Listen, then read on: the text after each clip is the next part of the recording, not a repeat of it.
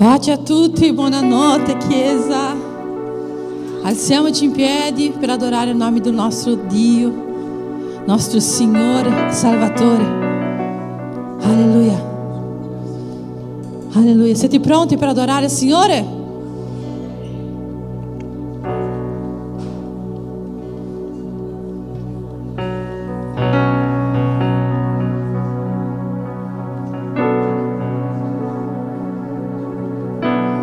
Un giorno il figlio dell'uomo ritornerà, incontro il potere e gloria, lui regnerà.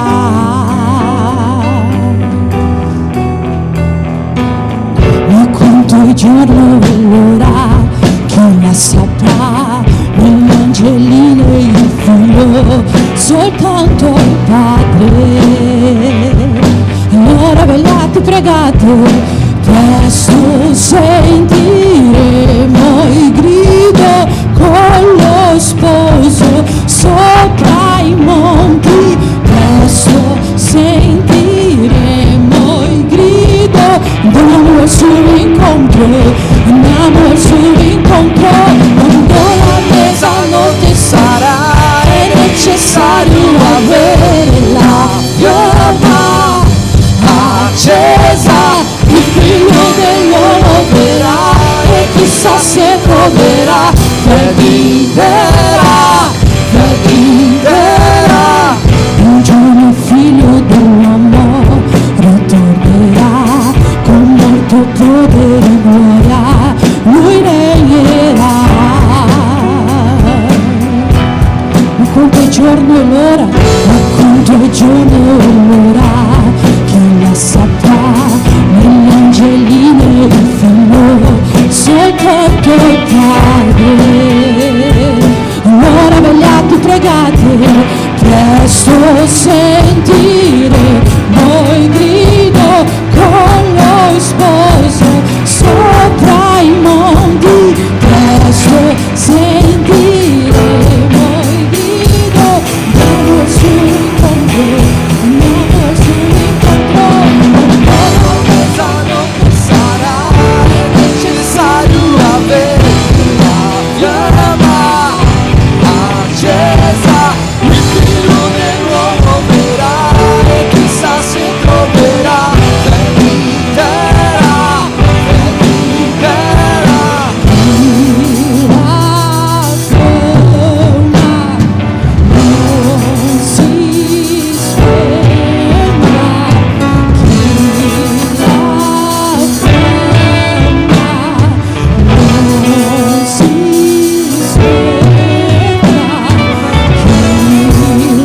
ferma non si sferma,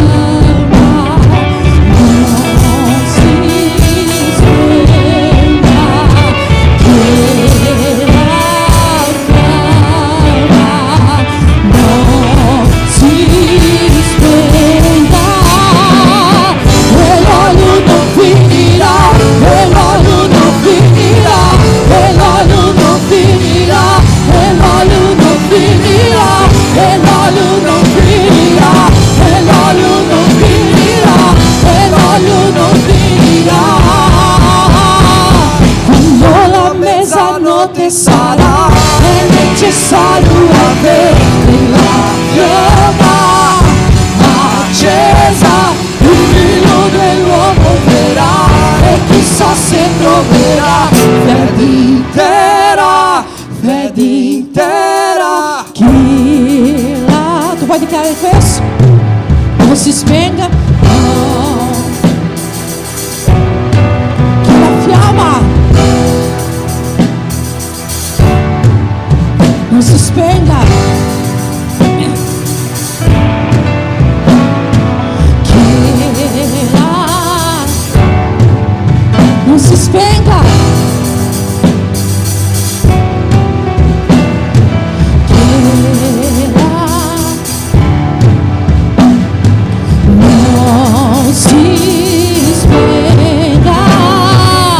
E l'olio non finirà, e l'olio non finirà, e l'olio non finirà, e l'olio non finirà, e l'olio non finirà, e l'olio non finirà.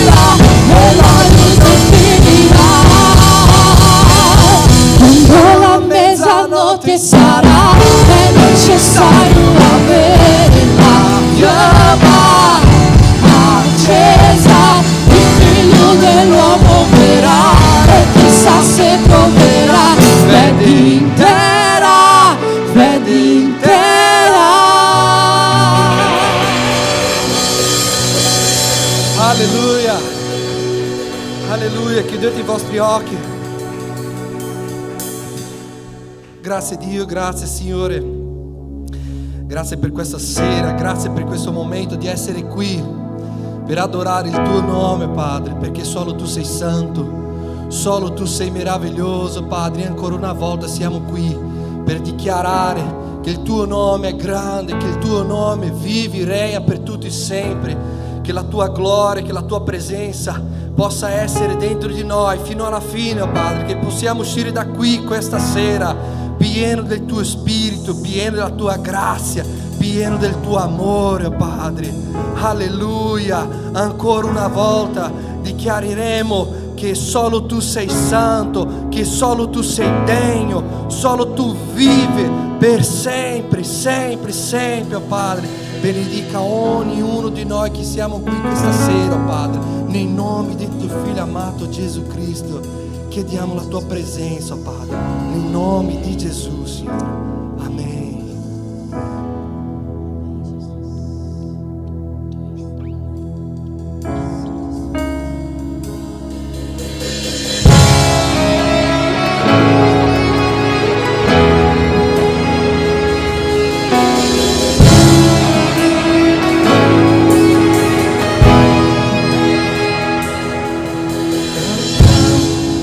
Canzone all'agnello, cantiamo una canzone all'agnello, cantiamo una canzone all'agnello, cantiamo una canzone all'agnello. Chi è come il Signore? Chi è come il Signore? Santo sei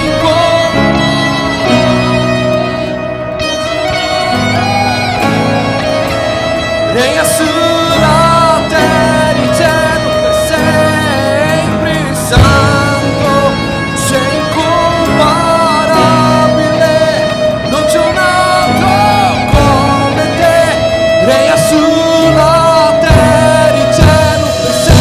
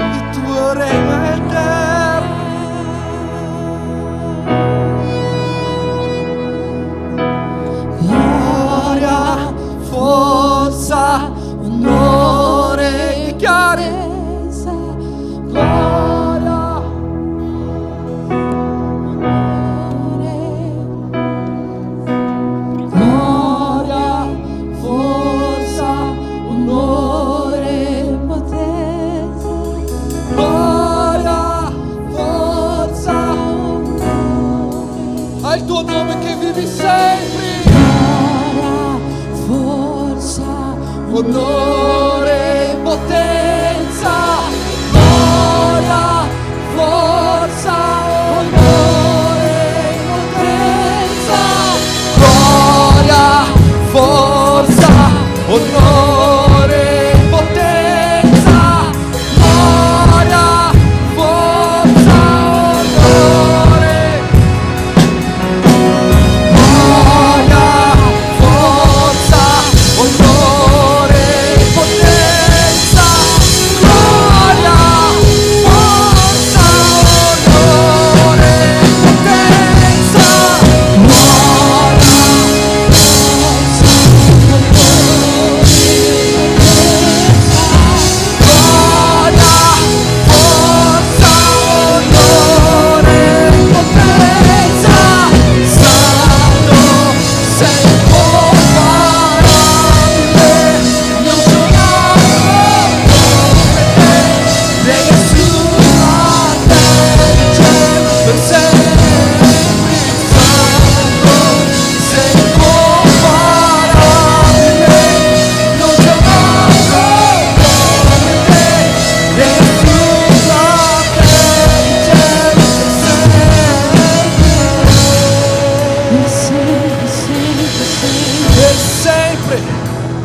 Un applauso a quello che vivi sempre, sempre, sempre, sempre.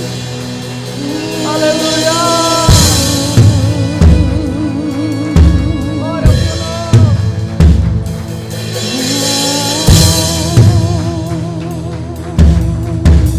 Nome é santo. Nome é santo. Santo Espírito. Aleluia. Nós te adoramos, Jesus. Senhor, nós te adoramos porque nós siamo alla tua presença já, Senhor, questo inizio di quest'anno, Gesù. Per il privilegio di poter adorarti, Signore, già nei primi giorni di gennaio, Gesù. Spirito Santo, che non sia solo il primo giorno che noi stiamo nella tua presenza, ma che sia un anno intero la tua presenza, Gesù. Che sia un anno intero, Senhor, contemplando la grandezza del tuo nome. Senhor, que sia um ano inteiro contemplando a beleza do teu nome, Jesus. Porque teu nome arde sopra de ogni cosa, de ogni dificoltà che noi vivremo quest'anno, Senhor. Nós dichiariamo il tuo nome, Jesus. Al di là di ogni affronta che noi soffriremo in quest'anno, Gesù, noi dichiariamo il nome di Gesù. Al di là di ogni cosa, Signore, che sta per succedere, Signore, che il tuo nome, Gesù, sia sempre al primo posto in ogni cosa, Gesù, in ogni momento, Gesù, in ogni circostanza, Gesù.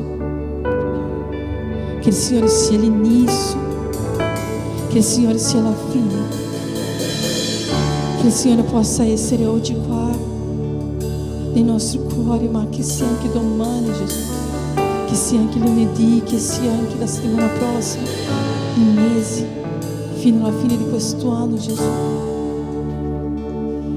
Noi ti adoriamo, Gesù. Noi adoriamo il tuo nome, la grandezza del tuo nome, Gesù. Noi siamo qui riuniti, Signore, per questo. Noi siamo riuniti per adorare il tuo nome, Gesù, per dichiarare la grandezza del tuo nome, per innalzare la grandezza del tuo nome, Gesù.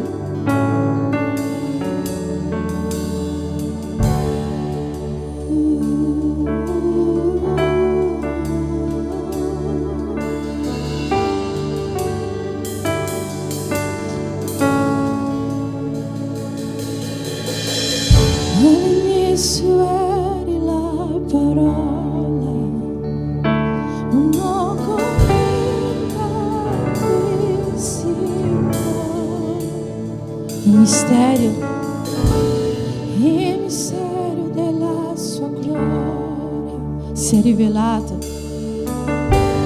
da su Gesù. Ancora all'inizio eri la parola, uno con più l'Altissimo.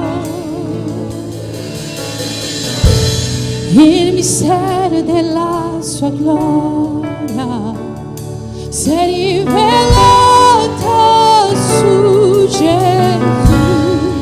Ma che nome bellissimo, ma che nome bellissimo, il nome di Gesù mio Re.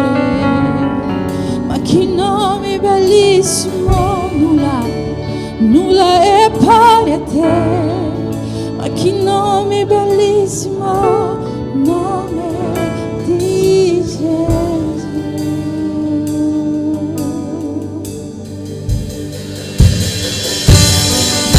Ho lasciato il cielo per trovarmi, per salvare Gesù. amore più grande.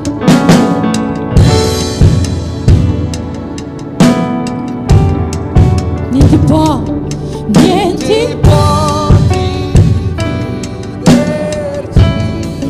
ma che nome bellissimo, ma che nome bellissimo, il nome di Gesù mio Re. Ma che nome bellissimo, nulla è pari a te. Ma che nome bellissimo, il nome di Gesù.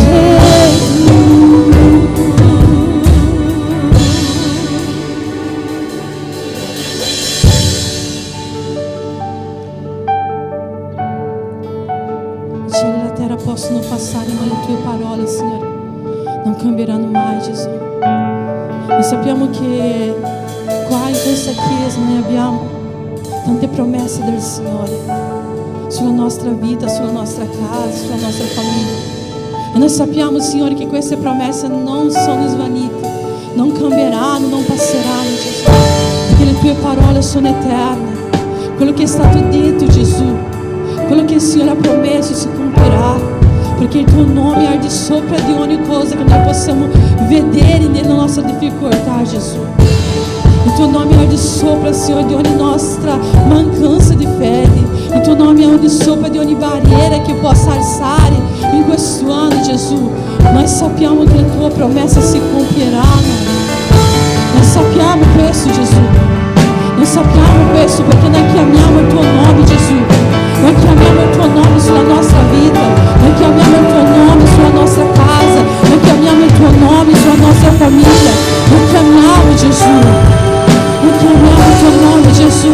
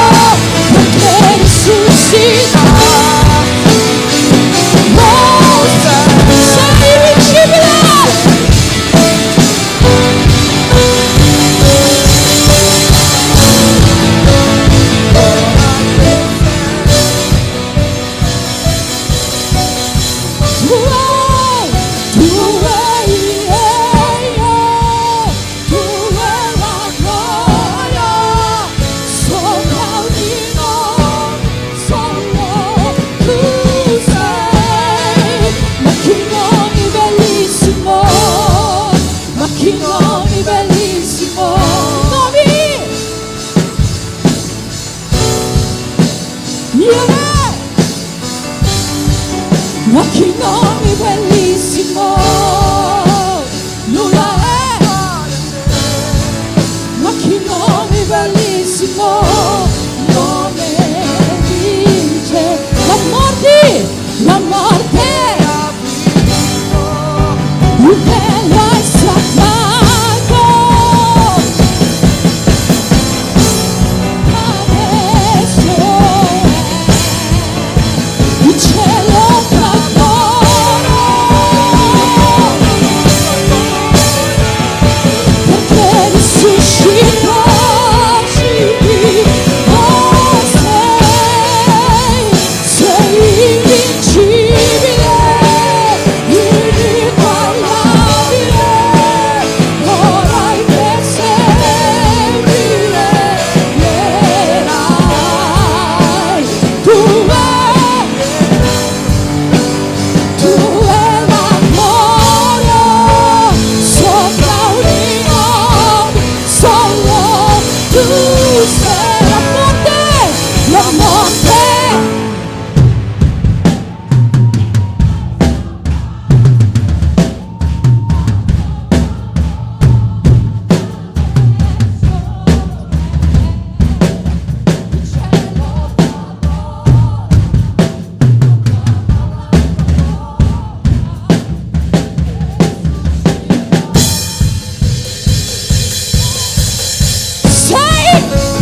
sei invincibile, ininguagliabile, ora e per sempre regnerai.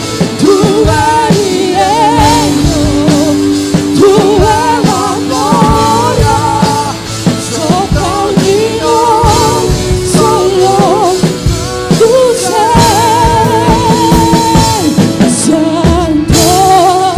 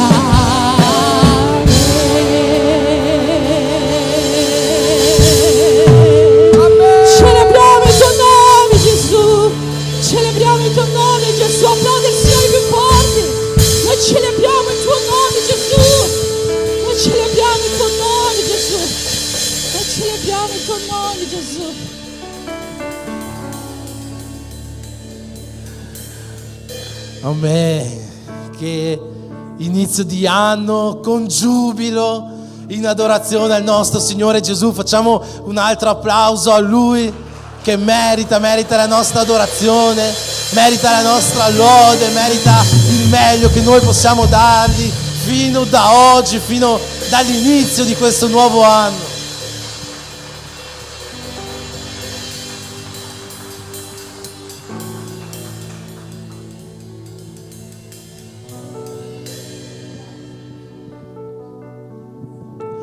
Amen. E vogliamo continuare a celebrare il nostro Signore Gesù, e in questo momento attraverso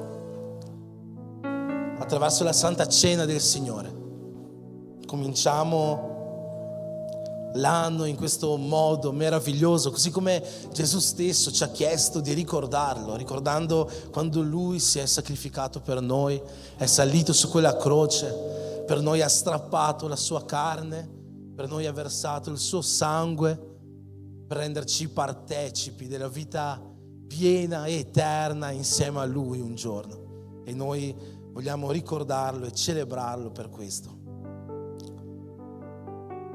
Per entrare nel momento della Santa Cena volevo lasciarvi alcuni versetti.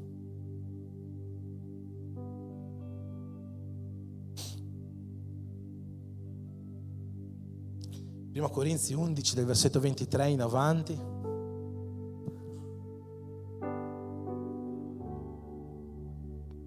I versetti che siamo più soliti citare in questa celebrazione che facciamo, ma sono versetti che ci spiegano molto bene quello che quel giorno è avvenuto e quello che è oggi il nostro compito davanti al sacrificio di Gesù. Poiché ho ricevuto dal Signore quello che vi ho anche trasmesso, cioè che il Signore Gesù, nella notte in cui fu tradito, prese del pane e dopo aver reso grazie per questo pane lo spezzò e disse: questo è il mio corpo che io sto dando per voi. Fate questo ogni volta che ne mangiate in memoria di me. E nello stesso modo, dopo aver cenato, prese anche il calice, dicendo: questo calice è il nuovo patto nel mio sangue. Fate questo ogni volta che ne berrete in memoria di me. Poiché ogni volta che mangiate questo pane e che bevete da questo calice, voi siete testimoni della mia morte, della mia risurrezione, fino al giorno in cui ritornerò. È questo che oggi noi vogliamo fare, ricordare di quello che Gesù ha fatto per noi e testimoniare attraverso la Santa Cena la salvezza che Lui ha portato alle nostre vite. E per questo motivo, in questo momento noi celebreremo questa Santa Cena e che possiamo prenderla non come un mero rituale, come un qualcosa che noi facciamo una volta al mese, ma che veramente, come poi Paolo prosegue dicendo, possiamo discernere, possiamo identificare in questi alimenti il corpo e il sangue del nostro Signore Gesù, quelli che Lui ha donato per noi, affinché un giorno noi potessimo ricongiungerci pienamente a Lui e affinché oggi, giorno dopo giorno, possiamo entrare con piena fiducia all'accesso del nostro Padre eterno. Amen. Signore Gesù, in questo momento ti preghiamo per questi alimenti, ti preghiamo di consacrarli, di benedirli, Signore, affinché quando noi li mangeremo oggi insieme, uniti come Chiesa, come uni in Cristo, possano assumere in noi non soltanto l'effetto degli alimenti che sono, ma che possono avere un'azione sovrannaturale, un'azione spirituale, l'azione del tuo spirito, lo spirito di verità, lo spirito di riconciliazione, lo spirito di consolazione, lo spirito di adozione che tu hai donato a noi. Che possiamo discernere in questi alimenti quello che tu hai fatto per noi quel giorno e che possiamo prenderli con un sentimento di ringraziamento totale a te, che possiamo prenderli con un sentimento di speranza viva in te, perché sappiamo che attraverso questi alimenti tu ci stai portando a vivere oggi al pieno accesso del nostro Padre e un giorno al tuo lato vicino a te nel paradiso. Per questo noi ti ringraziamo, Signore, e testimoniamo attraverso questa santa cena che noi siamo tuoi figli, nel nome di Gesù. Amen.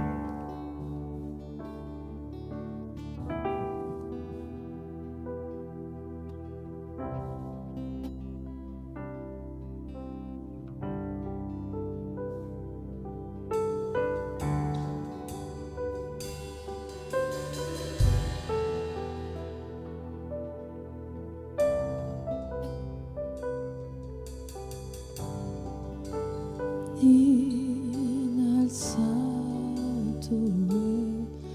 è per sempre, adorato è per sempre. Lui ha vinto, risuscitò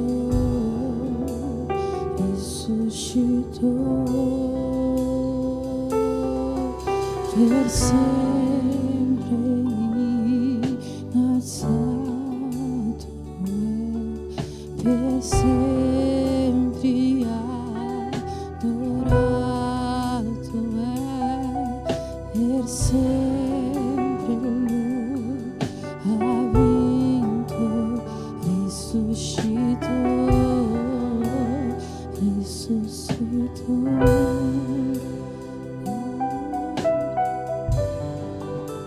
Cantiamo alleluia, cantiamo alleluia, cantiamo alleluia. Lui ha vinto, cantiamo alleluia, cantiamo alleluia, cantiamo alleluia. Lui ha vinto.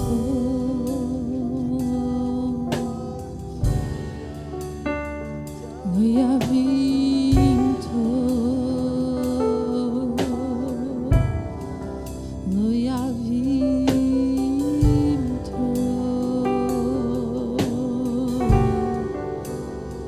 Lui ha vinto.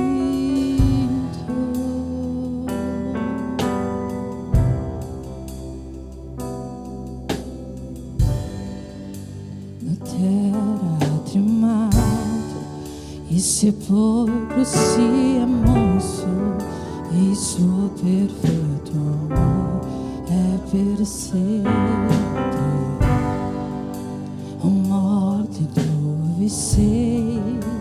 Il Re risuscitò, ha vinto contro te.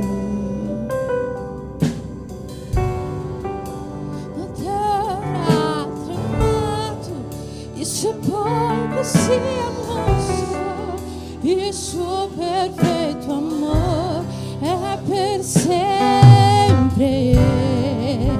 O morte, dove sei? Il Re risuscitò, ha vinto contro te. La terra ha tremato, il sepolcro si è mosso, il suo perfetto amore è per sempre. O morte, dove sei? Il Re risuscitò, ha vinto contro te. Per sempre innalzato è.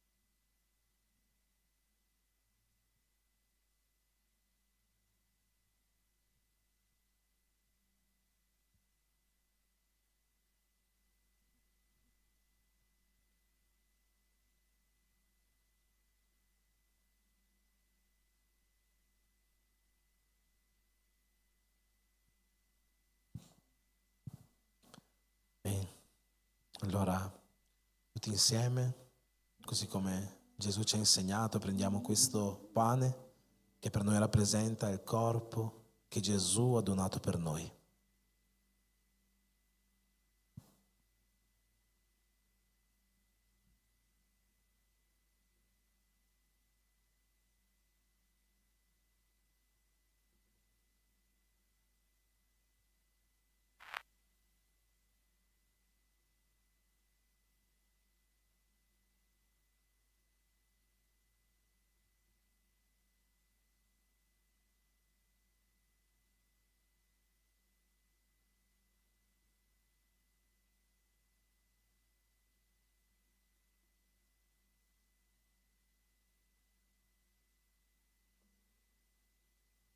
E dopo aver cenato prendiamo questo calice, il calice del nuovo patto, il calice del sangue di Cristo che quel giorno ha versato sulla croce per noi.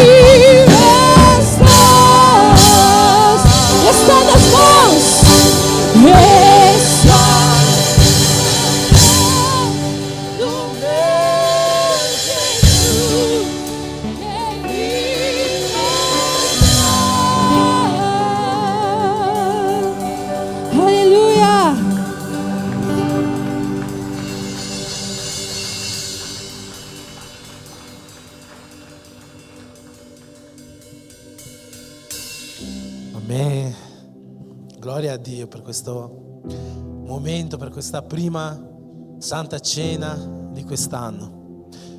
In questo momento, prima di passare al ministero della parola, volevamo raccogliere le offerte, le decime. Tu che hai portato la tua offerta, che hai portato la tua decima. Non ci sono avvisi oggi da dare all'inizio dell'anno. Siamo in fase di programmazione per i mesi che sono davanti a noi. Sicuramente nelle prossime settimane avrete notizie riguardo ai Be Brave, ai Be Brazer, riguardo agli in casa. Inizieremo tra qualche giorno, ma avviseremo sui gruppi della Chiesa, ne parleremo anche qua sabato prossimo, un tempo di preghiera insieme come Chiesa per consacrare questo anno al Signore, così come ogni anno facciamo.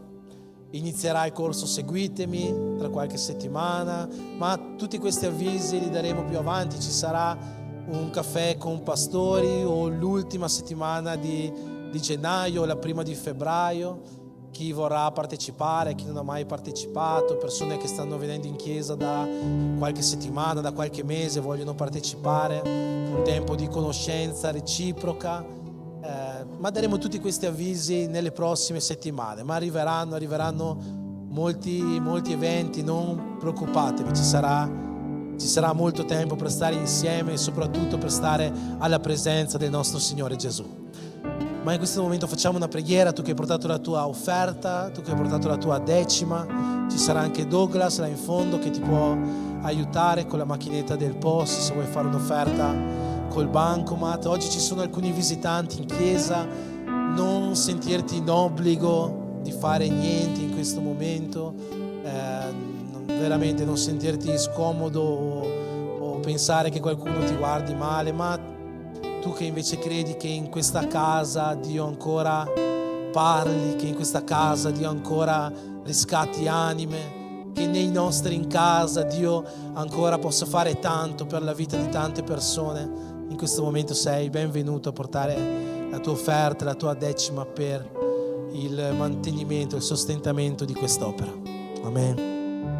Signore Gesù, in questo momento ti preghiamo per ogni nostra decima, ogni nostra offerta, le primizie, Signore, che oggi noi portiamo a te per mantenere questa casa, Signore, per far sì che possano essere utili a ogni opera che tu hai in mente di fare in questa Chiesa e attraverso questa Chiesa, ma soprattutto, Signore, noi la consegniamo a te come forma di adorazione a te. Per questo ricevi ogni nostra offerta, ricevi tutto quello che oggi porteremo a te, Padre, e benedici così di riflesso le nostre case e tutta questa Chiesa nel nome di Gesù. Amen.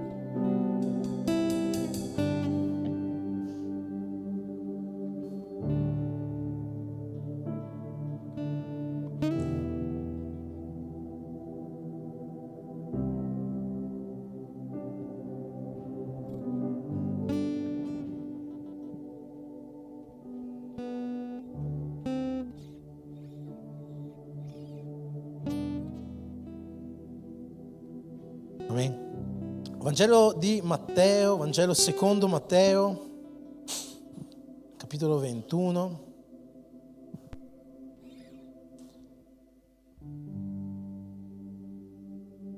Leggerò dal versetto 28 in avanti. Tu che vuoi seguire su la tua Bibbia, magari in una lingua diversa, sono sicuro che il senso di quello che c'è scritto non cambierà.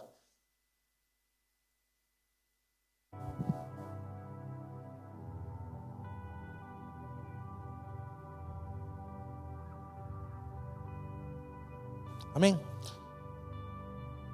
Matteo 21 dal 28 in avanti dice così: Gesù qua sta raccontando una parabola ai farisei. E questa parabola dice così: un uomo aveva 2 figli. Avvicinatosi al primo, gli disse: figlio, vai a lavorare nella vigna oggi. E il figlio rispose: non ne ho voglia. Ma poi, pentitosi, vi andò. Allora il papà va dall'altro figlio e gli disse la stessa cosa: figlio, vai a lavorare nella vigna oggi. E questo secondo figlio gli rispose: vado papà. Ma poi non vi andò. Quale dei 2 fece la volontà del padre? E i farisei giustamente risposero: il primo, quello che prima ha detto non vado, ma poi invece alla fine è andato. Quello che invece non ha fatto la volontà del padre, quello che prima ha detto sì vado, ma alla fine non è andato. Amen? È chiara questa parabola? È chiaro questo testo? Allora preghiamo. Signore Gesù, ti ringraziamo, Signore, per tutto quello che hai fatto questa sera in mezzo a noi, in questo primo adorarti del 2026. In questo momento ti chiediamo, Signore, luce da parte tua, da parte della tua parola, luce nelle nostre vite per cominciare questo anno in un modo nuovo, nel modo che tu vuoi, e per proseguire quest'anno nei tuoi cammini, nelle tue vie. Sappiamo, Signore, che dobbiamo dipendere da te, dalla tua parola, dal tuo spirito, lo spirito che ci identifica come tuoi figli per fare questo. E per questo ti chiediamo, Padre, che questo spirito questa sera possa alleggiare in questo luogo, che la tua parola possa entrare nei nostri cuori e così la tua volontà possa essere compiuta nelle nostre vite. Per questo noi ti preghiamo nel nome di Gesù. Amen.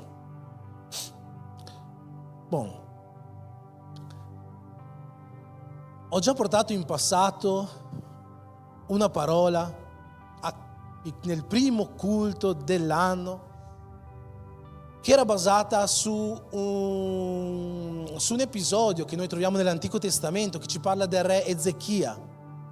Il re Ezechia è stato uno dei migliori re del regno di Giuda. E è molto interessante come Ezechia inizia il suo regnato, perché lui diventa re molto giovane, e quando diventa re c'è scritto proprio testualmente nella Bibbia: il primo mese del primo anno del regnato del re Ezechia fece una pulizia del tempio, ripristinò il culto a Dio. Dovete sapere che prima di Ezechia i re che erano venuti prima di lui si erano allontanati da Dio e avevano fatto allontanare il popolo da Dio. Il Tempio era diventato un museo dell'idolatria, era pieno di cose pagane, insomma Israele, o il regno di Giuda in particolare, si era proprio allontanato da Dio. Ma quando Ezechia diventa re, il primo mese del primo anno del suo regnato, lui ristabilisce il culto a Dio. Prende i sacerdoti, dice: pulite questo tempio, ripristinate il culto, insomma fa qualcosa di meraviglioso. E è interessante che Ezechia fa questo proprio all'inizio del suo regnato. Per questo motivo qualche anno fa avevo portato questa parola per parlare appunto di questo principio di iniziare bene. E noi siamo all'inizio dell'anno, no? Quindi aveva tutto a che vedere con quello che anche noi oggi stiamo vivendo, l'inizio del 2026. Però oggi voglio portarvi una parola che non si sofferma a iniziare bene, ma come è stato spoilerato dietro di me, è iniziare bene, ma anche finire bene. O iniziare bene e finire ancora meglio di come abbiamo iniziato.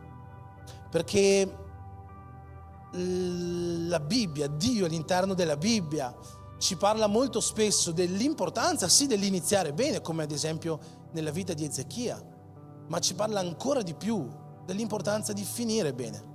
E tante volte iniziare bene ma non riuscire a finire bene crea qualcosa di molto tragico nelle nostre vite.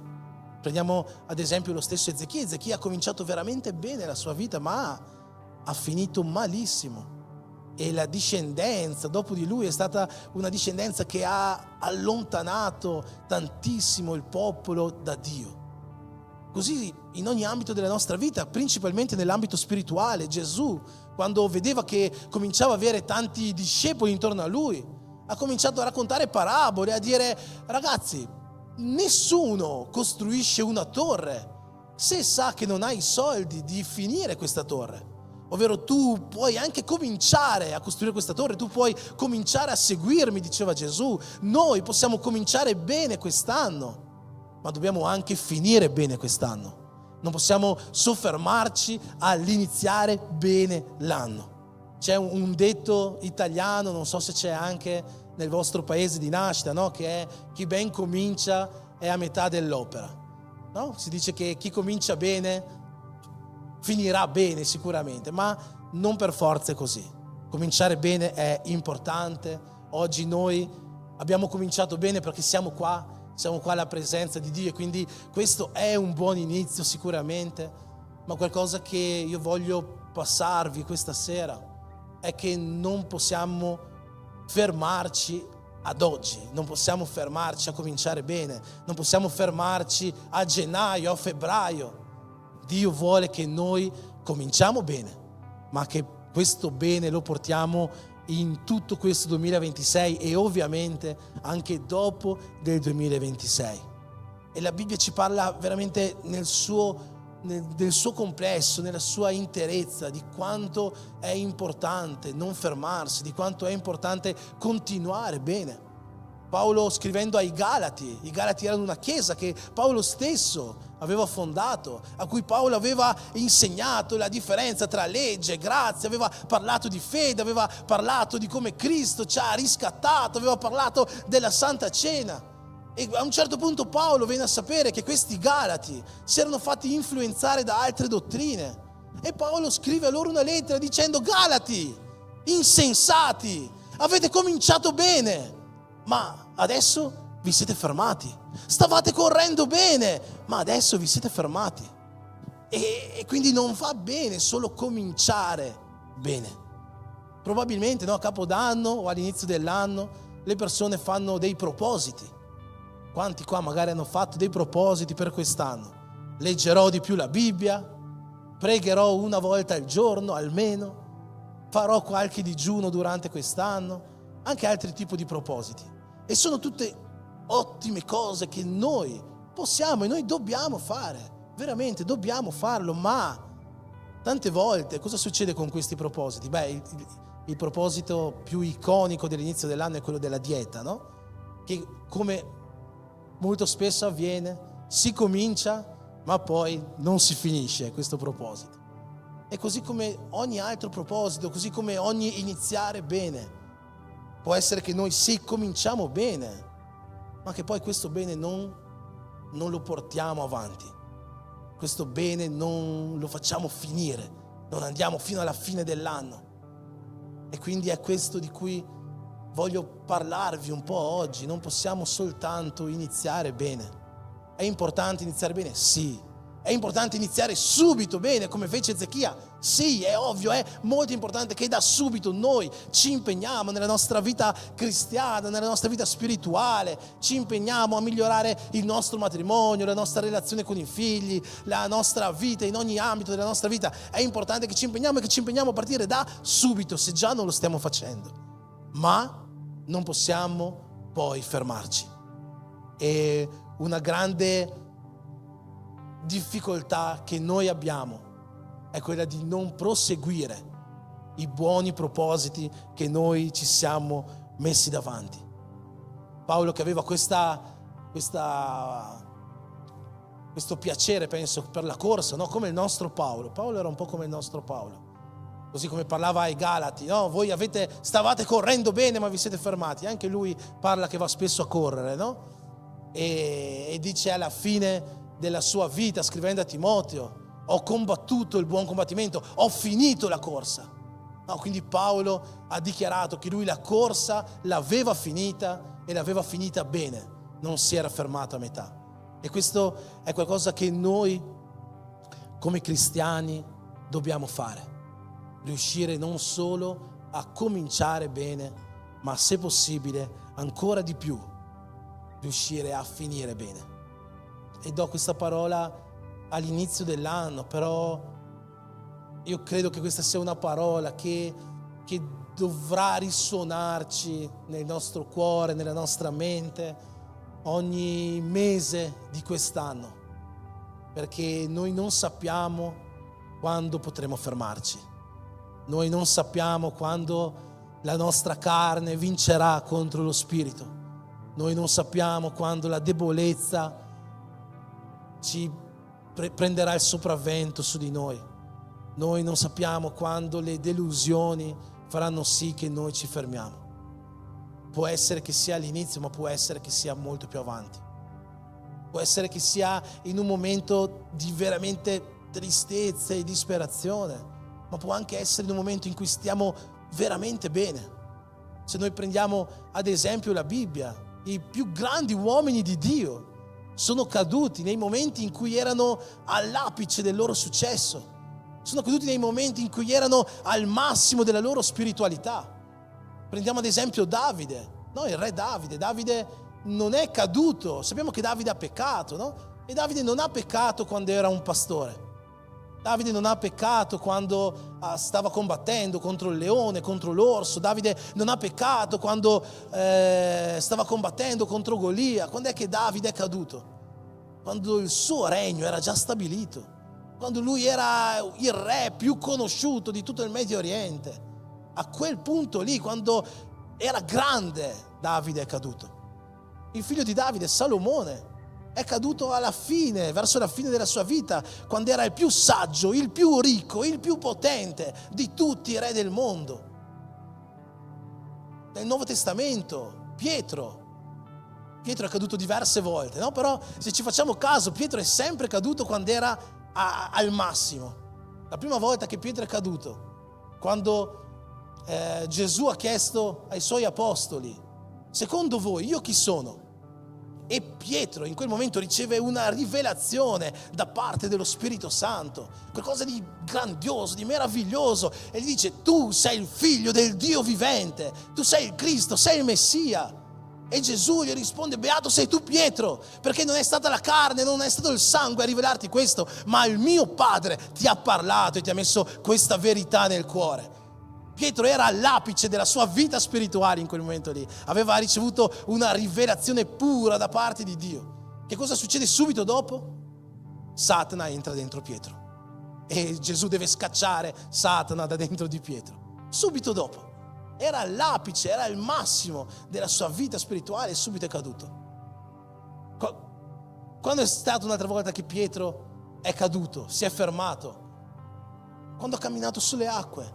E anche lì noi possiamo dire che magari varie persone qua hanno ricevuto una parola da parte di Dio. Penso che tanti di noi hanno già ricevuto una parola, una rivelazione, così come Pietro l'aveva ricevuta quel giorno là. Ma quanti di noi possono dire di aver camminato sulle acque? Penso che nessuno qua ci sia fino ad oggi mai riuscito. Ma quel giorno Pietro ha camminato sulle acque, apice della sua vita spirituale, qualcosa che nessuno aveva mai fatto, un uomo prima di lui. E dopo che ha camminato sulle acque, è caduto dentro le acque. Quindi sempre nel momento in cui era al massimo della sua potenza spirituale, è caduto. Elia, uno dei più grandi profeti dell'Antico Testamento, quando è che è caduto? Dopo che aveva appena fatto una battaglia che sembrava un film della Marvel contro centinaia di profeti di un altro Dio. Ha fatto una battaglia pazzesca, miracoli e miracoli, apice massimo della sua vita spirituale, e è caduto in depressione. Quindi noi non sappiamo quando è che arriverà per noi il momento in cui qualcosa ci farà fermare, ma che arriverà, quello è certo. Una parola profetica per le nostre vite che Gesù ci ha dato è che nel mondo avremo tribolazioni. Quindi siamo sicuri che qualcosa cercherà di fermarci prima o poi. Quindi questa è una parola per oggi, per l'inizio di questo nostro anno, ma è anche una parola che potremo ripeterci tra 2 o 3 mesi, verso la fine dell'anno, perché dobbiamo cominciare bene, ma non possiamo fermarci. Dobbiamo anche continuare. E io credo che c'è qualcosa che possa permetterci di continuare bene, che possa permetterci di non fermarci mai. Molto spesso si dice che a muoverci sono le nostre motivazioni, no? E non è una cosa sbagliata, veramente. Ciò che ci muove sono le nostre motivazioni. Nelle prossime settimane io comincio spesso l'anno parlando di motivazioni, parlando di questioni riguardanti a questo, quindi nelle prossime settimane sentirete sicuramente parole che riguardano questo. Ma io credo che c'è un qualcosa che sta alla base della motivazione, che viene prima della motivazione, che anzi crea la motivazione. E questa cosa è ciò a cui noi ci possiamo aggrappare per vivere un anno continuando ad andare avanti, senza fermarci, iniziando bene e finendo meglio. Una delle parole che leggerò anche nelle prossime settimane, che è uno dei testi che, come molti di voi sanno, più di tutti cito su questo pulpito, è 2 Timoteo 1,9. Oggi voglio leggere anche qualche versetto in più, in cui Paolo dice così: Egli ci ha salvati, Dio ci ha salvato e ci ha rivolto una santa chiamata, non a motivo delle nostre opere, ma secondo il suo proposito, secondo il suo disegno divino, e la grazia che ci è stata fatta in Cristo Gesù fin dall'eternità e che ora è manifestata con l'apparizione del Salvatore nostro, Cristo Gesù, il quale ha distrutto la morte e ha messo in luce la vita e l'immortalità mediante il Vangelo, in vista del quale io sono stato costituito araldo, apostolo, dottore. Non so se state seguendo quello che Paolo sta dicendo fino qua. Paolo sta dicendo: Dio mi ha salvato e mi ha rivolto una santa chiamata, non per le mie opere, non per quello che io avevo fatto, non per chi ero, non per chi sono, ma perché Dio vuole che un giorno io sarò.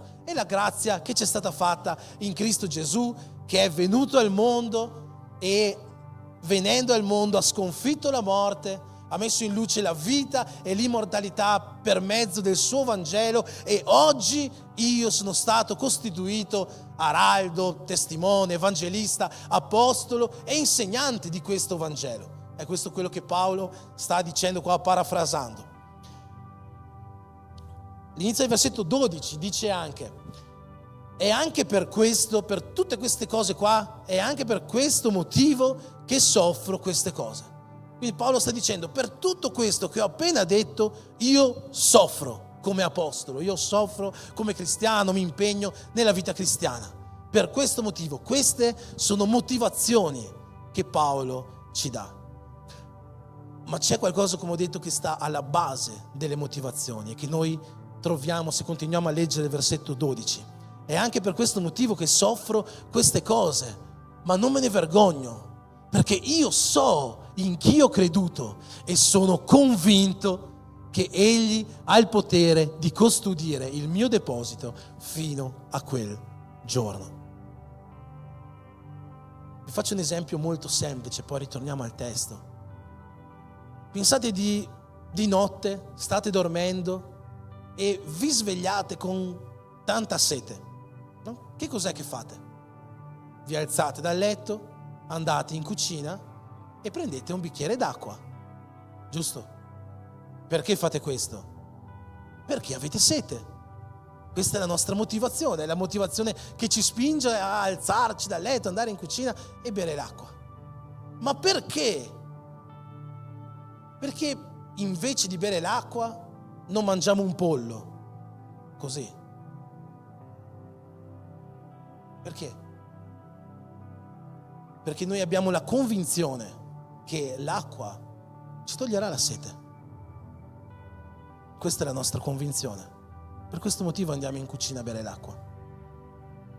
La motivazione è quello che ci spinge a muoverci, ci spinge a fare, sì, ma alla base della motivazione esistono le convinzioni.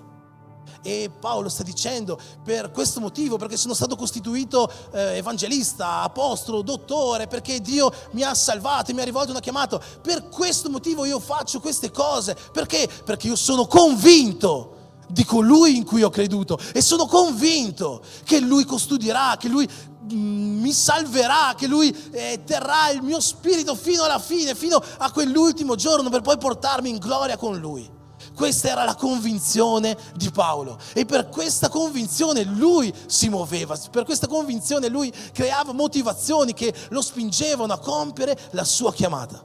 Ma alla base di queste motivazioni c'erano convinzioni.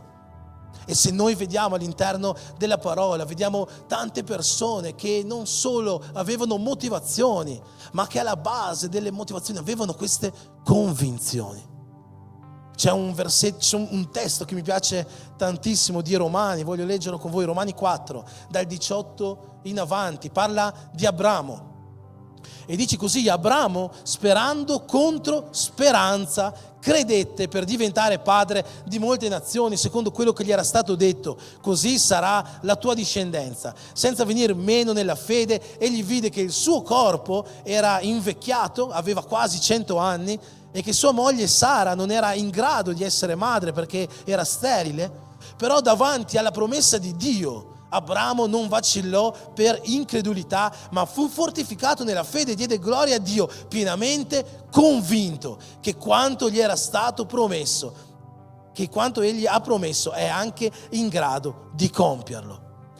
Quindi Abramo, conoscete la storia di Abramo? Abramo è uscito dalla Mesopotamia, è andato fino nella terra di Cana, in Israele, diciamo, è andato sulla promessa che Dio gli aveva fatto. E detto: Abramo, esci dalla tua terra, esci dalla tua parentela, vai verso il paese che io ti mostrerò. E poi un'altra promessa: Abramo, io farò diventare di te padre di moltitudini. Ma Abramo era vecchio, sua moglie era sterile, era impossibile che questo avvenisse. Ma Abramo aveva una convinzione: colui che mi ha promesso queste cose, lui le compierà. Per questo motivo Abramo è uscito dalla sua terra, è uscito dalla casa di suo padre, è andato dove Dio gli ha mostrato di andare.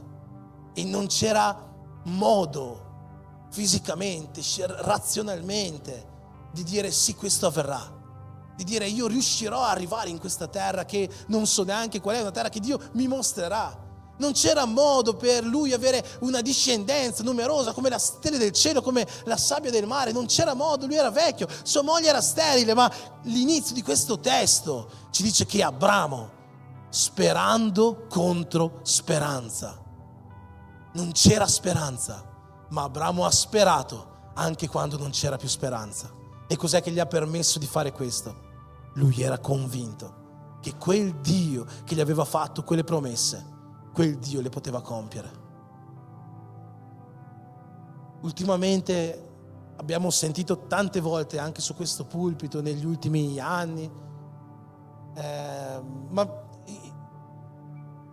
quando io andavo nella chiesa cattolica, mi ricordo che una volta sono andato a confessarmi dal prete e io gli ho detto, io non credevo, andavo ma non credevo, e gli ho detto: guarda, a me piace la Chiesa, mi piacciono i valori della Chiesa, della Bibbia, quelli che conoscevo, insomma, i principi, però io non posso credere che uno è risorto. No, non posso credere nella resurrezione di Gesù. Io non potevo credere nella resurrezione di Gesù. E la risposta che mi veniva data a quel tempo era: ma queste cose qua sono i misteri della fede, sono cose in cui bisogna credere così per forza, no? Non c'è modo di fare altro modo, no? E oggi però noi abbiamo già sentito molte volte, ma lo ripeto, abbiamo delle cose che invece ci possono far credere veramente nella resurrezione, prove storiche della resurrezione. E non dico prove forse archeologiche o di questo tipo, ma la semplice testimonianza degli apostoli.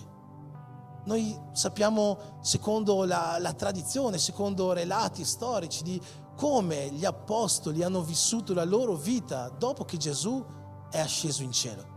E soprattutto sappiamo come gli apostoli hanno perso la loro vita. Sappiamo che quel Tommaso che era presente la seconda volta che Gesù si è mostrato, la prima non c'era e non credeva che Gesù fosse veramente risorto, e ha detto: io voglio mettere le mie mani nelle sue ferite. Quel Tommaso sappiamo che è andato a testimoniare fino in India e là è stato ucciso. Sappiamo di Pietro che è stato crocifisso al contrario. Sappiamo di Andrea, oggi c'è un segnale stradale per chi fa la patente che si chiama Croce di San Andrea, si trova vicino alle ferrovie di solito, no? E è una croce fatta a X, e Andrea è stato crocifisso in una croce come questa. Sappiamo di apostoli che sono andati fino a testimoniare, a evangelizzare vicino all'Inghilterra, e lì sono stati martirizzati. Tutti loro sono stati martirizzati. E perché lo hanno fatto? Se loro non avessero avuto la vera convinzione di quello che avevano visto, che Gesù era morto e dopo 3 giorni era risuscitato. No, che cos'è che li avrebbe spinti a morire per questo?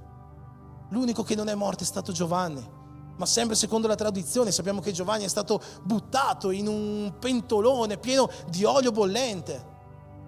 E vi immaginate, i romani stanno per buttarlo dentro e Giovanni dice: no, non è vero, no, stavamo scherzando, non è risorto davvero. Non ha fatto così Giovanni, si è lasciato buttare. Quando Andrea è stato crocifisso: no, non è vero, perché mi crocifigge? No, era soltanto così, una trovata per fare qualcosa di divertente, non è risorto davvero. Qualcuno di loro ha detto questo? No. Nessuno di loro si è tirato indietro. Perché? Perché avevano una convinzione, la convinzione di quello che avevano sentito, la convinzione di quello che avevano visto, la convinzione di quello che avevano vissuto. Uomini nella parola di Dio sono stati portati avanti a vivere pienamente la loro vita e a trovare anche la morte, mossi da convinzioni. Per questo motivo io vi dico che noi possiamo iniziare l'anno con i migliori propositi, e veramente io credo che molti qua lo stiano facendo, ma se non abbiamo una convinzione che ci spinge a finire l'anno con questi migliori propositi, probabilmente prima o poi ci fermeremo.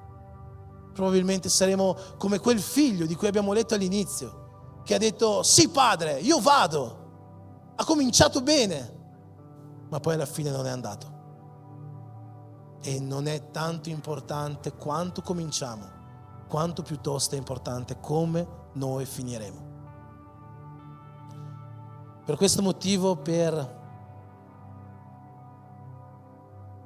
lasciarvi alcune convinzioni con le quali cominciare quest'anno e portarle avanti nel corso di quest'anno, voglio leggere un altro testo con voi che si trova nel secondo libro dei Re, al capitolo 6, leggerò i primi 7 versetti.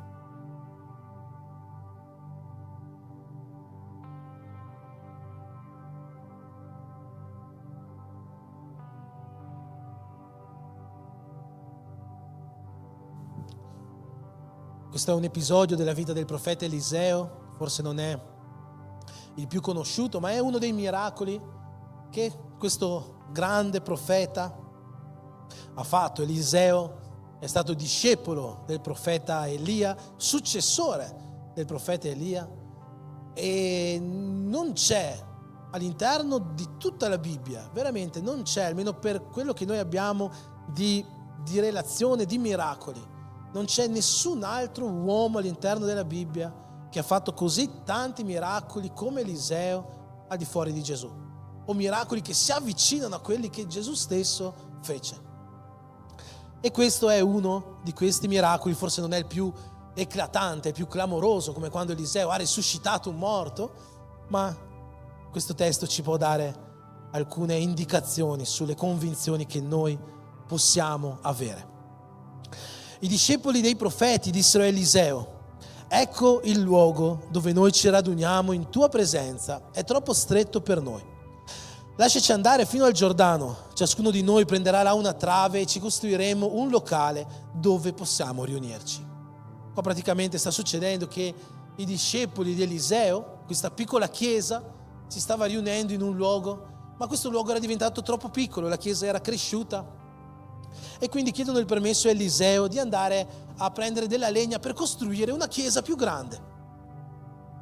Eliseo allora rispose: va bene, andate. Ma uno di loro gli disse: ti prego, Eliseo, vieni anche tu insieme a noi. Eliseo rispose: va bene, vengo anch'io. Così andò con loro. Quando giunsero al Giordano si misero a tagliare la legna. Mentre uno di loro abbatteva un albero, il ferro della scure gli cadde nell'acqua. Perciò egli cominciò a gridare: ah, mio signore, l'avevo presa in prestito. L'uomo di Dio disse: dov'è caduta? Quello gli indicò il luogo. Allora Eliseo tagliò un pezzo di legno, lo gettò in quel medesimo luogo e fece venire a galla il ferro e disse: prendilo. Quello stese la mano e lo prese. Insomma, volevano costruire questa nuova chiesa, sono andati dove c'erano degli alberi vicino al fiume Giordano a tagliare la legna per costruire questa chiesa, e finché tagliavano la legna, uno aveva un'ascia per tagliare la legna, un'accetta, stava smartellando il pezzo di legno e il ferro dell'ascia gli è volato via e è finito dentro il fiume. Questo qua disperato, perché non era neanche sua quest'ascia, ha detto: come farò adesso che ho perso l'ascia del mio amico? E Eliseo fa questo miracolo, lancia un pezzo di legno dentro al fiume e così miracolosamente il ferro di quest'ascia, di questa scure, viene a galla e lo prendono. Come ho detto, forse non è il più eclatante dei miracoli, anche se fisicamente è qualcosa che penso sia impossibile. Ma all'interno di questo testo noi possiamo vedere diverse convinzioni che ci possono, che forse ci devono accompagnare in quest'anno. E la prima convinzione è che tutto è cominciato per un semplice motivo.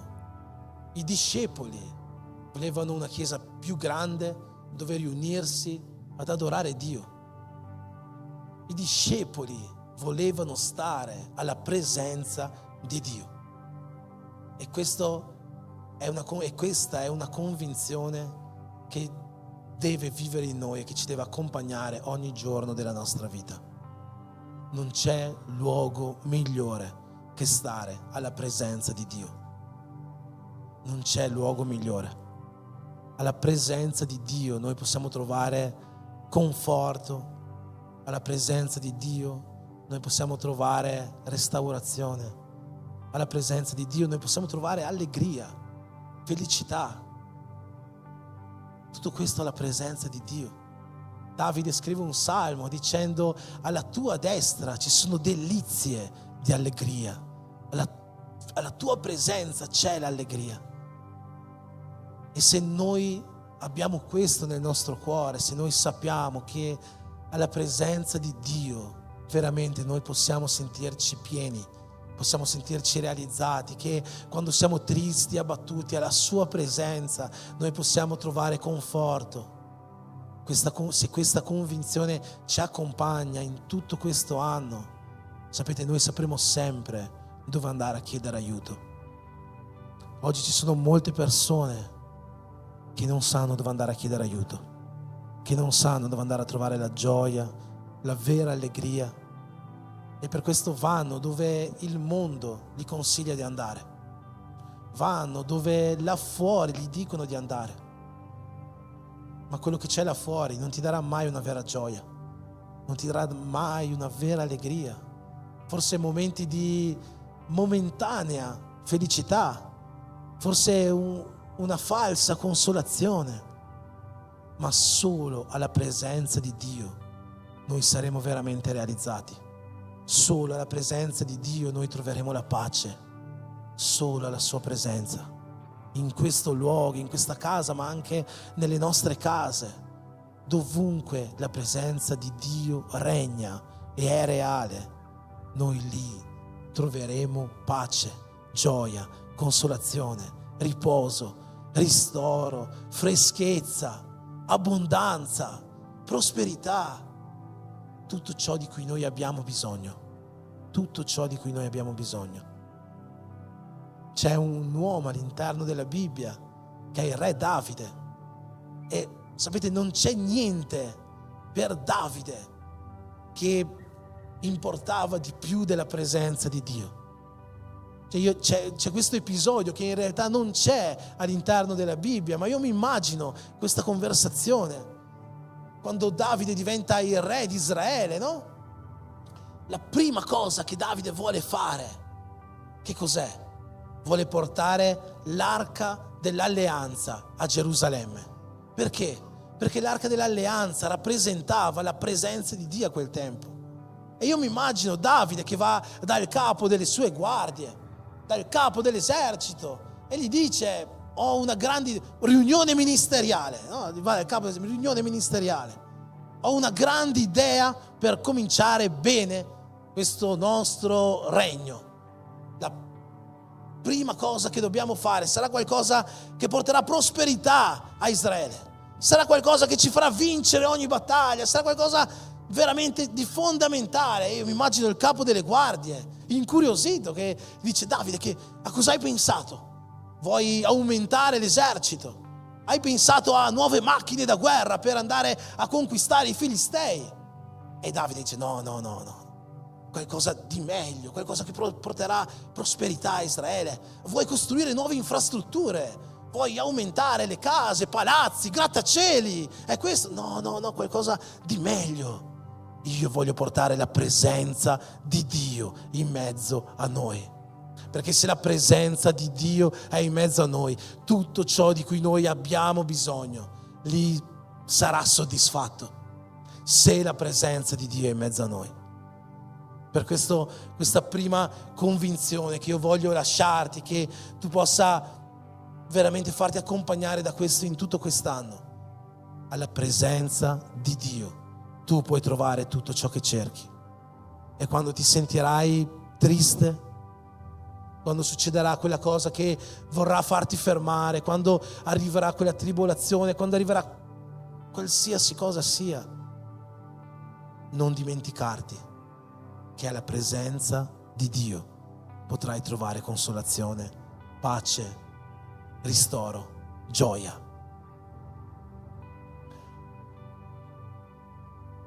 Il testo va avanti e noi vediamo che appunto questi qua vogliono costruire, questi discepoli vogliono costruire questa chiesa. Eliseo gli dice: va bene, andate. Ma uno di loro gli dice: Eliseo, no, vieni con noi. Anzi, gli dice: Eliseo, ti prego, Eliseo, vieni con noi, devi venire con noi. Abbiamo bisogno che vieni anche tu con noi. E voglio lasciare chiaro che Eliseo nel testo non è una tipificazione di Cristo, non rappresenta Dio, non è una similitudine, niente di tutto questo. Ma Eliseo a quel tempo era la bocca di Dio in mezzo al popolo. Se Dio parlava, lo faceva per mezzo di Eliseo.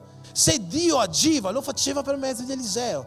Eliseo rappresentava la manifestazione di Dio in mezzo a Israele. E questa è la seconda convinzione che io voglio lasciarti. Quegli uomini sapevano che se Eliseo li avesse accompagnati, se Eliseo fosse andato con loro, Dio stesso sarebbe andato con loro. E quindi se loro avessero avuto bisogno di qualcosa, se loro si fossero trovati in difficoltà, se avessero avuto bisogno di una guarigione, di un miracolo, di qualcosa, Dio avrebbe potuto aiutarli. E questa è la convinzione che io voglio lasciarti.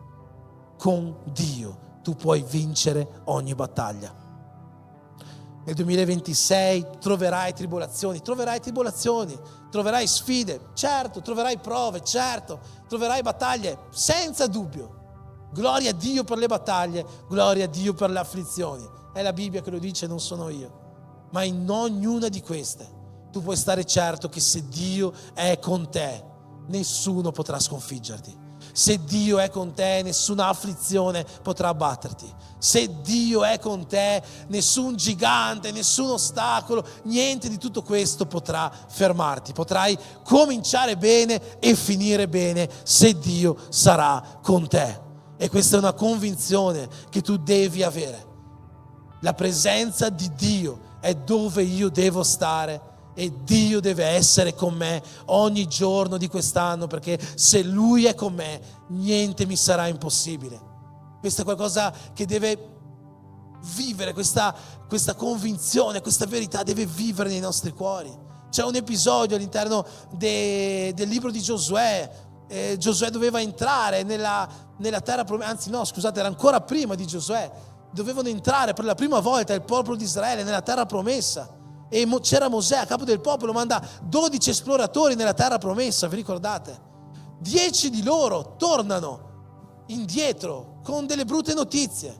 Dicono: Mosè, la terra è buona, c'è tutto quello che mi era stato promesso, ci sono i frutti, c'è il latte, c'è il miele, c'è la picagna, c'è la costella, tutte le cose più buone di questo mondo sono nella terra promessa. Però ci sono i giganti, i figli di Anak, ci sono città fortificate. Noi non riusciremo mai ad entrare nella terra. È meglio che ci fermiamo, è meglio anzi che torniamo indietro.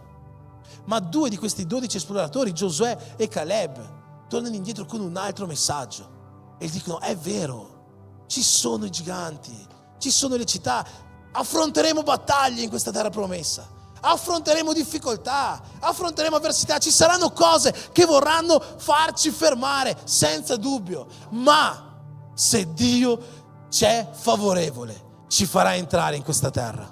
Se Dio sarà con noi, niente ci impedirà di entrare in questa terra. E questa convinzione deve essere qualcosa che parli anche ai nostri cuori, in tutto quest'anno, in tutta la nostra vita, se possibile.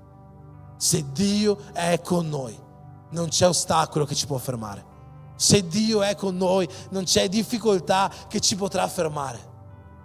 Niente ci potrà fermare se Dio sarà con noi. Niente. Niente. Amen. Sei convinto di questo?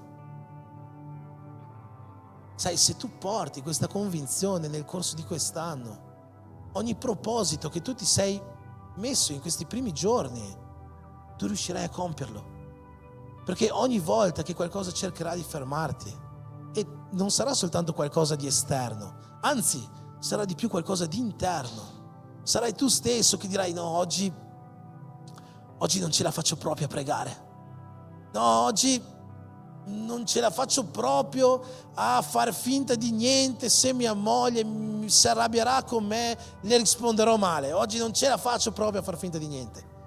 No, oggi non ce la faccio proprio a leggere la Bibbia, a continuare col mio programma di lettura. Sarai tu stesso molte volte a fermarti o a cercare di fermarti, sarà la tua carne, ma puoi essere certo che se questa convinzione tu la porti con te e se tu ti ricorderai in questi momenti: no, Dio è con me, e se Dio è con me niente mi fermerà. Se Dio è con me, se Dio mi è favorevole, io porterò a termine questo proposito. Se Dio mi è favorevole, io uscirò vincitore da qualsiasi prova, qualsiasi sfida che quest'anno metterà davanti a me. Io comincerò bene, ma finirò anche meglio. Se Dio è con me. Per terminare, l'ultima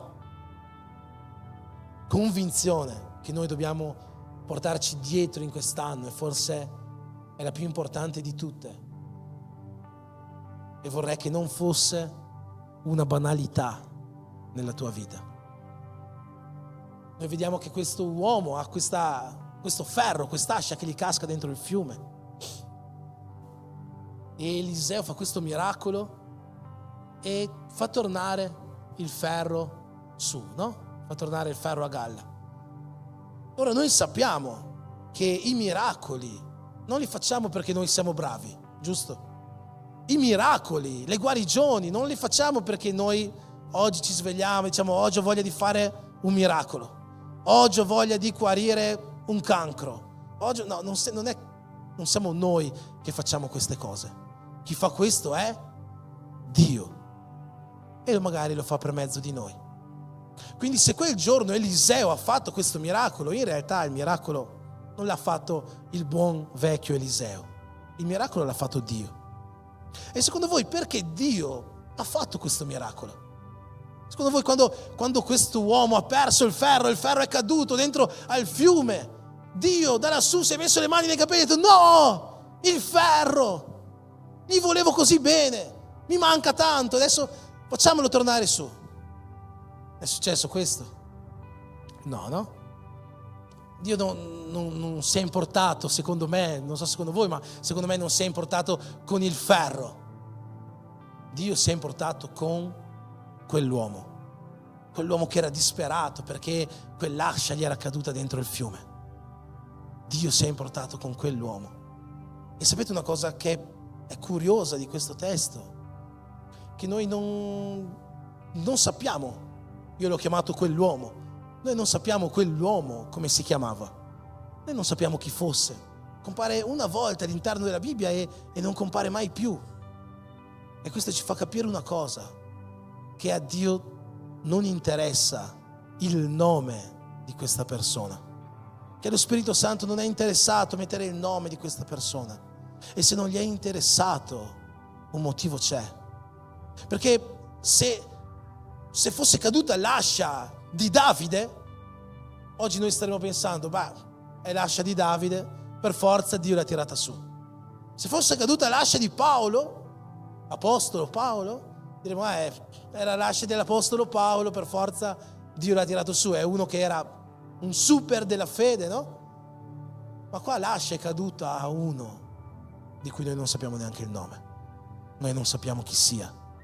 E questo ci fa capire che a Dio non importa la persona in sé, davanti a Lui noi siamo tutti uguali. E se Dio ha tirato su quell'ascia è perché Dio si importa di noi. E questa è la convinzione che io vorrei più di tutte che ti accompagnassi in quest'anno. Dio ti ama. E ti ripeto, vorrei che non fosse quella banalità che magari ci sentiamo dire troppo spesso, ma che fosse una convinzione che regni nel nostro cuore, perché veramente è così.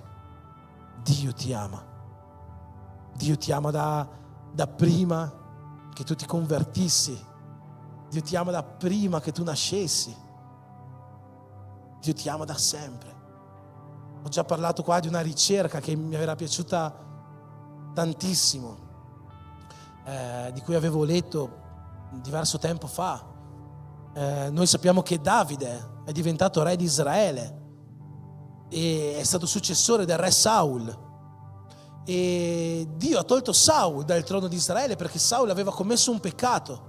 E quando Saul aveva commesso quel peccato, Dio aveva parlato col profeta Samuele e gli ha detto: guarda, Saul ha commesso questo peccato, io non lo voglio più sul trono di Israele, anzi mi sono già preparato il suo successore, che è un uomo secondo il mio cuore. Queste erano le parole che Dio aveva detto a Samuele, no? E dopo Samuele è andato a consacrare Davide. Ma la cosa curiosa è che quando Dio ha detto queste parole a Samuele, Davide non era ancora nato. Davide non era nato. E questo fatto è successo decine di anni prima, o chissà quanti anni prima che Davide nascesse. E prima che Davide fosse nato, Dio lo aveva già scelto come re di Israele. Così allo stesso modo, prima che tu nascessi, Dio ti aveva già scelto. Prima che tu nascessi, Dio ti aveva già amato. Prima che tu nascessi, Gesù era già morto per te. Prima che tu nascessi, da sempre.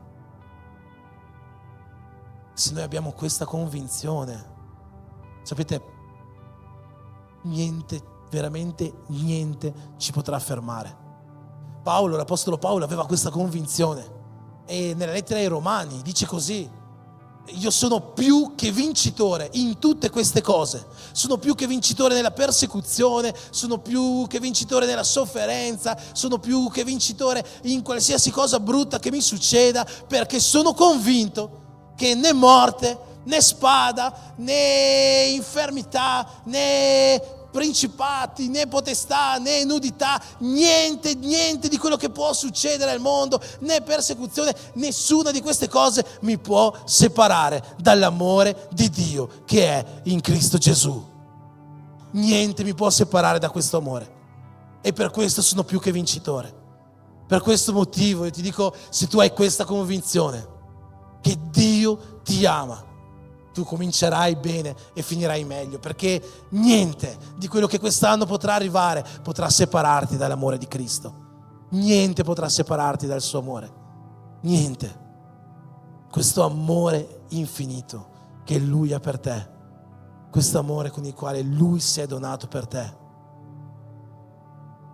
C'è un versetto meraviglioso in cui c'è scritto che in questo si dimostra l'amore che Dio ha per noi, che quando eravamo ancora peccatori Gesù è morto per noi, quando ancora per noi forse non c'era speranza di un giorno venire in chiesa, quando ancora per noi non c'era speranza di un giorno conoscere Cristo, quando ancora per noi non c'era speranza di vivere un giorno la vita eterna, ancora quel tempo Gesù è morto per noi.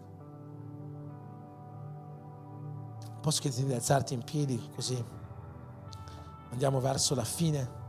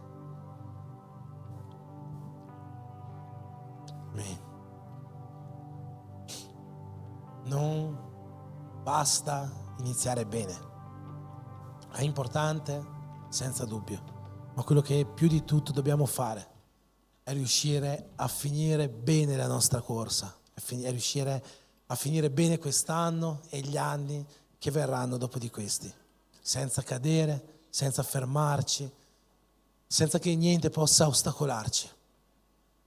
Fare questo non è facile. Abbiamo visto, i più grandi sono caduti e sono caduti nel momento migliore della loro vita.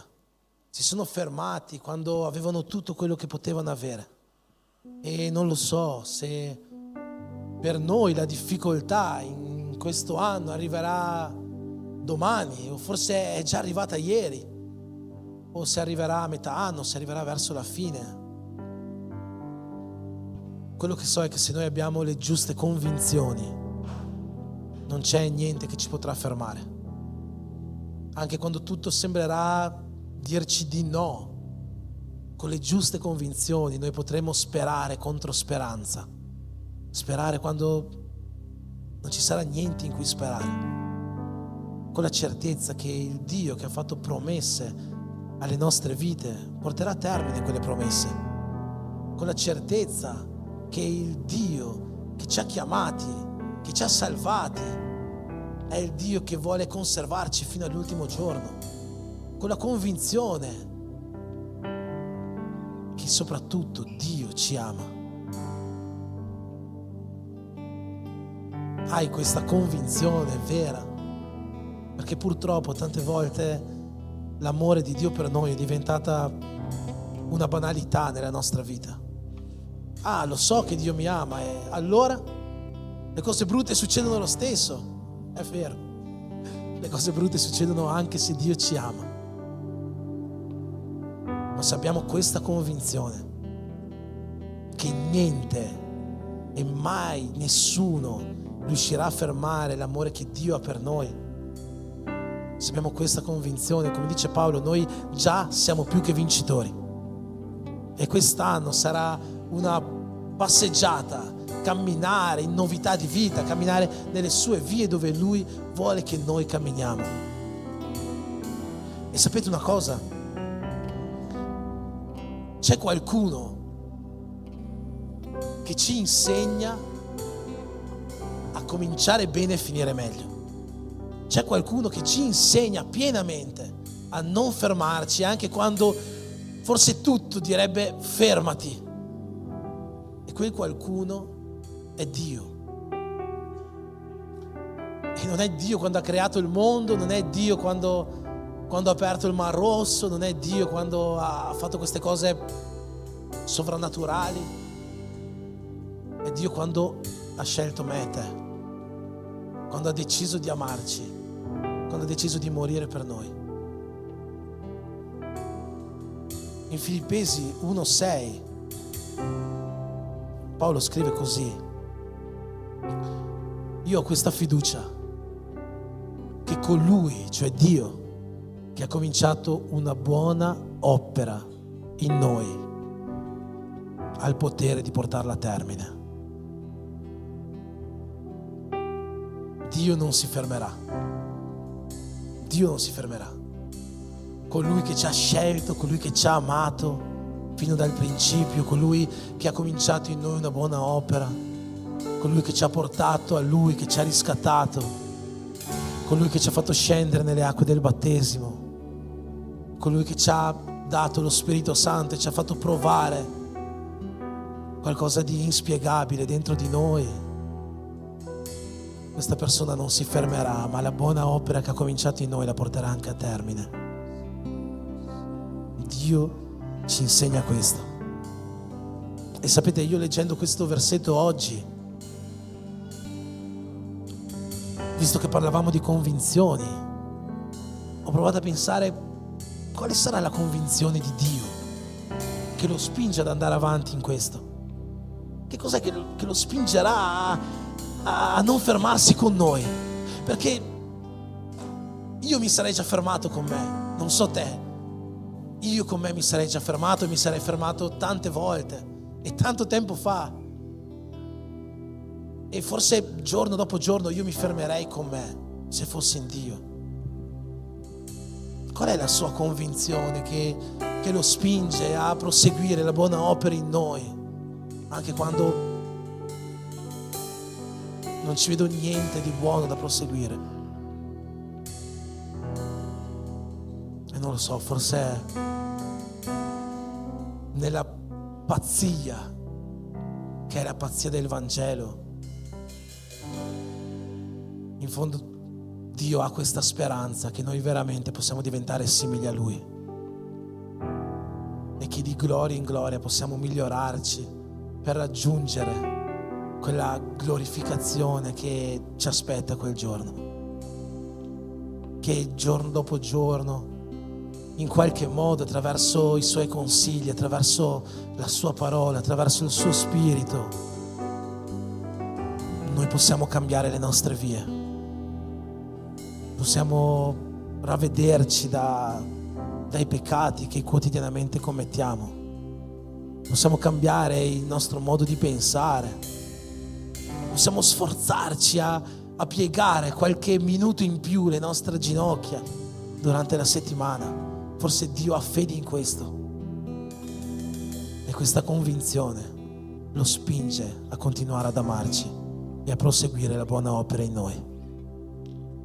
Che così come Lui non si è fermato e mai si fermerà perché ci ama, anche noi possiamo avere convinzioni forti che ci permettano non soltanto di avere iniziato al meglio questo 2026, ma che ci accompagnino a finire questo anno pieni di spirito, alla presenza di Dio, portando Lui ogni giorno davanti a noi nelle nostre battaglie, sapendo che per primi Lui ci ha amato. Amen. Amen. Signore Gesù, ti ringraziamo, Signore, questa sera. Ti ringraziamo per lo Spirito Santo che Tu hai versato su di noi, dentro di noi, che ha parlato con noi ai nostri cuori. E che io ho questa speranza, Dio, che in qualche modo possa avere toccato per cambiare le nostre vite. Signore, insegnaci come Tu fai a proseguire, a non fermarci, a non solo iniziare bene, ma ancora di più terminare bene, finire il nostro buon combattimento, finire la nostra corsa senza fermarci e senza perdere la fede. Non essere come coloro che dicono io sì vado, ma poi alla fine non vanno.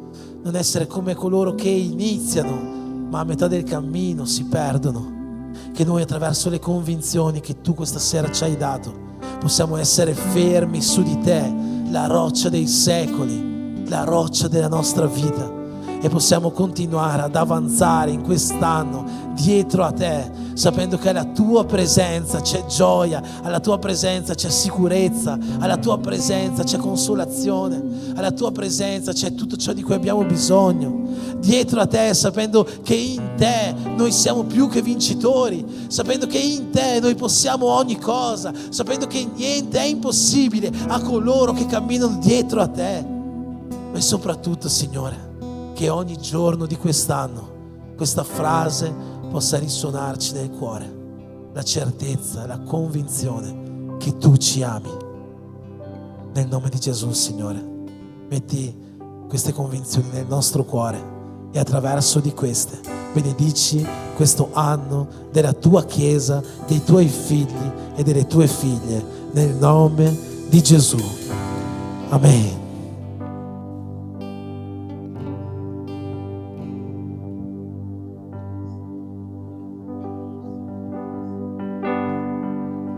T'amo con armi di fede e niente ci resisterà finché lo adoriamo.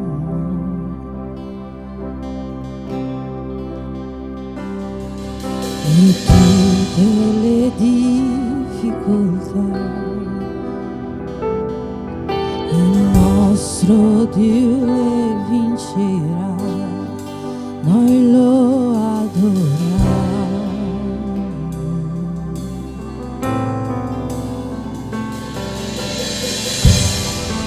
Vittorioso è nella tempesta se suo nome è infallibile.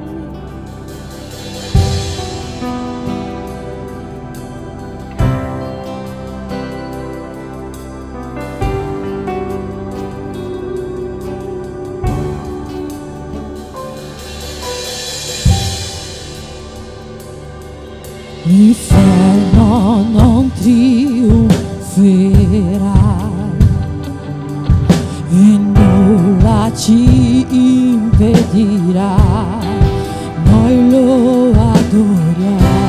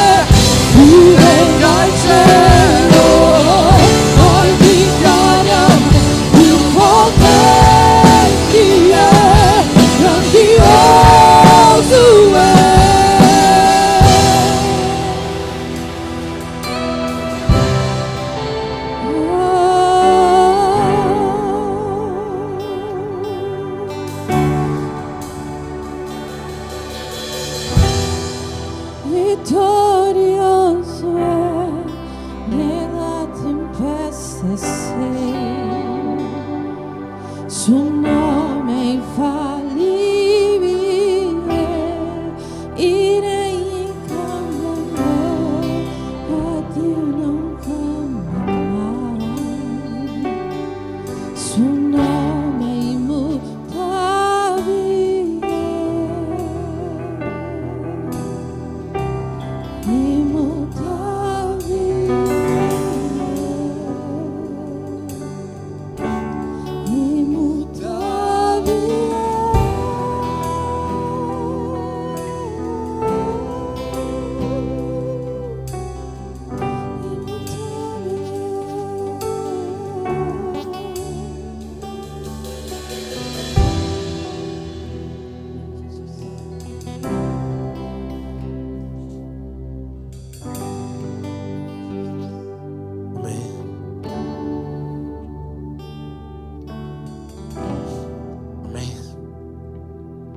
Possa essere un 2026 per tutti quanti noi che parti al meglio con i migliori propositi, i migliori che noi possiamo fissare davanti a noi per la nostra vita personale, spirituale, per le nostre famiglie, per le nostre case, qualsiasi ambito sia, i migliori propositi, ma soprattutto che possa essere un 2026 che continui e che finisca senza vederci cadere né retrocedere, ma che continui vedendoci avanzare, che continui vedendoci dietro a Cristo, che continui vedendoci appassionati di questo Dio che da sempre e per primi ci ha amato. Nel nome di Gesù. Amen. Facciamo un applauso al nostro Signore per terminare questa serata.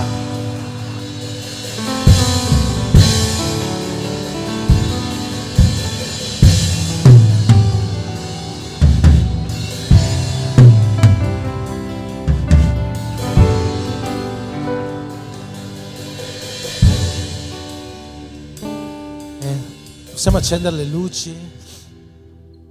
Tra un po' ci sarà qualcosa da mangiare qua, coxinhas, risoles, quasi quello che c'era nella terra promessa. Ma prima di questo dobbiamo festeggiare i compleanni di questa settimana. Grace.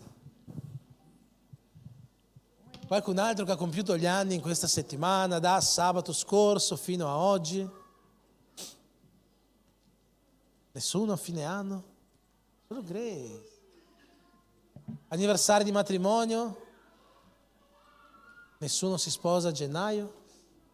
Amen. Allora, vediamo se arrivano anche i bambini.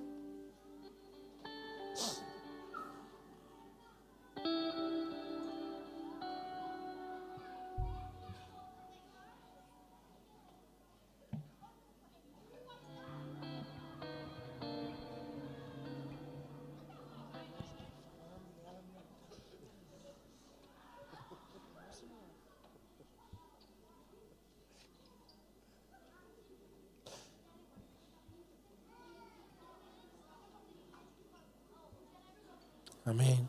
Se possiamo stendere le nostre mani verso la nostra sorella Grace per benedire questo suo nuovo anno, chiedendo il meglio di Dio sulla sua vita, sulla sua casa. Signore Gesù, in questo momento mettiamo la vita di tua figlia Grace, Signore, davanti a te, questo nuovo anno che tu le hai dato da vivere appieno alla tua presenza. Ti chiediamo, Signore, che tu possa riempirlo con il meglio, Signore, che noi sappiamo hai già preparato davanti a lei, che la tua gioia, che la tua allegria possano continuare a essere sempre presenti nella sua vita, nella vita della sua famiglia, che la pace che viene da te, che la tua salute possano accompagnarle ogni giorno di questo nuovo anno, ma quello che più di tutto ti chiediamo, Signore, è che la tua presenza possa accompagnarla e essere sempre nel suo cuore, e per questo ti preghiamo nel nome di Gesù. Amen.